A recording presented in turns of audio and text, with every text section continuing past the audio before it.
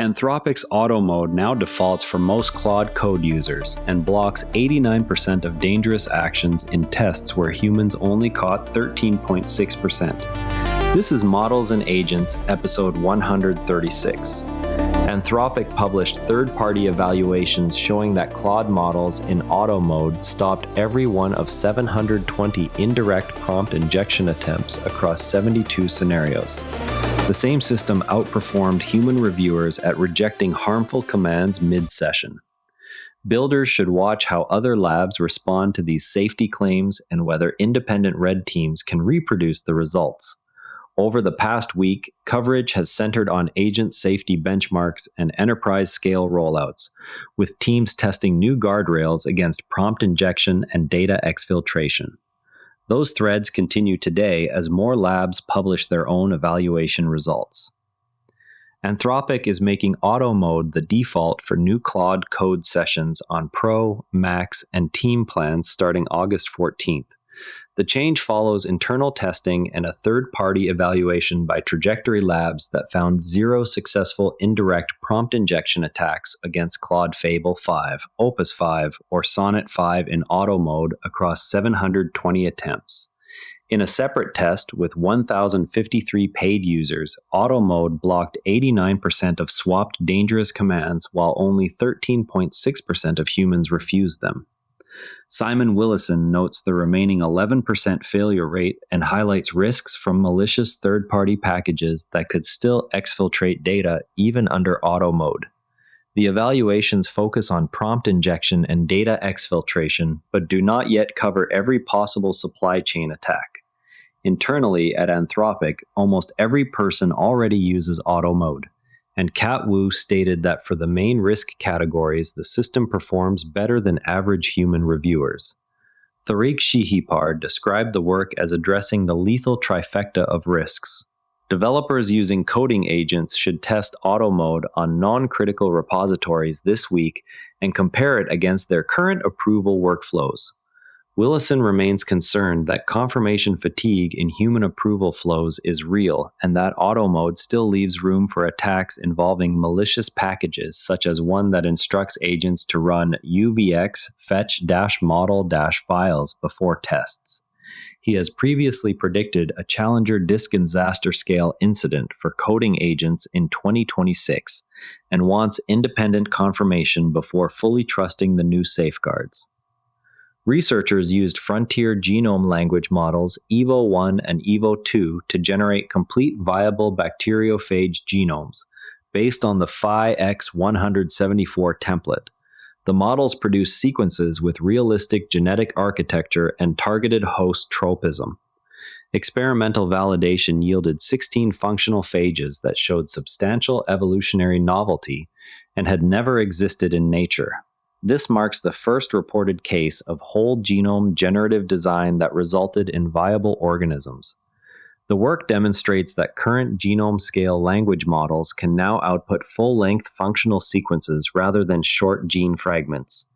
Teams working on synthetic biology or genome-scale modeling should examine the released sequences and the training approach used. Recent evaluations found that current large language models continue to embed racial and gender biases when answering medical questions. The study highlights persistent stereotype reinforcement in clinical reasoning tasks, despite safety fine-tuning. Researchers at Flinders University documented specific failure patterns across multiple model families. The findings show that bias persists even in models trained with recent alignment techniques. Medical AI teams should add targeted bias audits to their evaluation pipelines before deployment. Cisco announced a company-wide rollout of AI agents to its full workforce of 90,000 people. The deployment focuses on internal productivity tools and process automation across departments.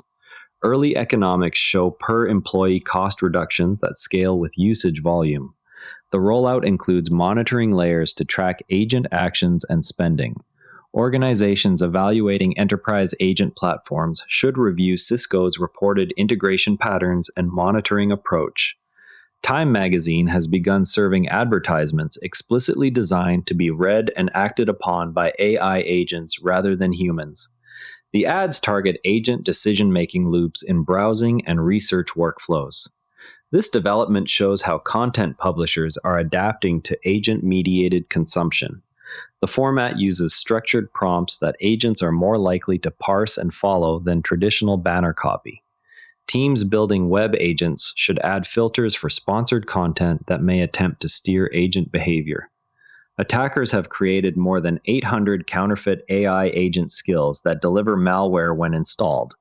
The campaign exploits agent marketplaces and skill registries by mimicking legitimate tool descriptions. Once activated, the fake skills exfiltrate data or execute unauthorized actions. The operation relies on volume and rapid re-registration after takedowns. Agent developers should implement stricter vetting and sandboxing for third-party skills before allowing execution. A new tutorial demonstrates how to wrap a stateful LangGraph agent in a production-ready Streamlit interface.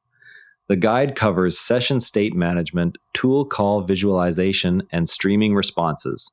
Developers can follow the provided code to expose LangGraph agents through a simple web UI without additional front-end frameworks. Submissions are now open for the Real-Time Conversational Agents workshop at NeurIPS 2026 in Sydney. The workshop focuses on streaming speech, full duplex dialogue, turn-taking, and evaluation of live interactive systems. Full papers, short papers, and demo submissions are accepted with a deadline of August 29th. Topics include latency-aware generation, natural interaction metrics, and safety considerations for real-time agents. Okay, let's pop the hood on the auto mode defenses. Everyone treats auto mode as a single safety toggle, but the engineering reality is a layered set of runtime checks and policy models that run alongside the main agent loop. The core mechanism replaces user approval prompts with an always-on secondary model that scores proposed actions against a narrow set of disallowed patterns before any tool executes. This adds measurable latency, roughly one extra forward pass per decision, but removes confirmation fatigue that causes humans to approve 86% of harmful commands in the reported tests. The defense works best when the policy model has no access to the same untrusted context the primary agent sees, creating an information barrier that stops many injected instructions from reaching the decision stage. Trade-offs appear at scale. The policy model must stay small enough to keep total cost low, yet large enough to catch novel attack phrasings, and the gap between the two sizes is where the remaining 11% of attacks still slip through. The approach also assumes the set of dangerous actions can be enumerated in advance. Open-ended coding agents that can install arbitrary packages quickly exceed that assumption. When the policy model is kept deliberately smaller than the main agent, novel phrasing attacks become harder to block without raising false positive rates that frustrate users. Teams should adopt this pattern only when they can afford the extra inference cost and when their agent's toolset is narrow enough that disallowed actions can be enumerated in advance. For open-ended coding agents, the same approach quickly becomes incomplete without additional sandboxing. A practical next step is to run the policy model on a separate, smaller instance so that even if the primary context is poisoned, the decision layer remains clean. This development sits within the ongoing work on agent reliability that we covered yesterday, moving the open question of long horizon safety forward by showing concrete numbers on what a secondary policy model can and cannot catch. Test Claude Code Auto Mode on a non-production repository to measure how often it blocks actions you would have approved manually. Review the 16 viable AI-generated bacteriophage genomes released with the EVO paper if you work on genome scale modeling or synthetic biology validation pipelines. Add Streamlit to an existing LangGraph agent following the new tutorial to get a quick internal demo interface without building a separate front end. Submit a short paper or demo to the Real-Time Conversational Agents workshop if your team has latency or turn-taking results ready by August 29th. NeurIPS 2026 workshop submission deadline for Real-Time Conversational Agents is August 29th AOE. Anthropic plans to release additional auto mode evaluations in the coming weeks. OpenAI continues to pause portions of Astro work while addressing identified security concerns.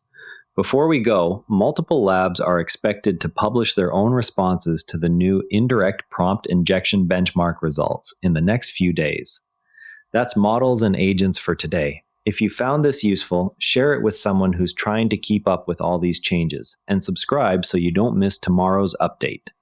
The AI world moves fast. We'll help you keep up. See you tomorrow. And if you'd rather watch than listen, find us on YouTube at Narrow Network. Links in the show notes. Quick tip from the network: try modern investing techniques next. Modern strategies for Canadian and US investors. Every Narrow Network show is free at narrownetwork.com. Want the written briefing with source links? Each show keeps a summaries page on narrownetwork.com. Scannable, dated, and free. This episode used AI voice synthesis of my voice. Editorial selection and analysis are my own.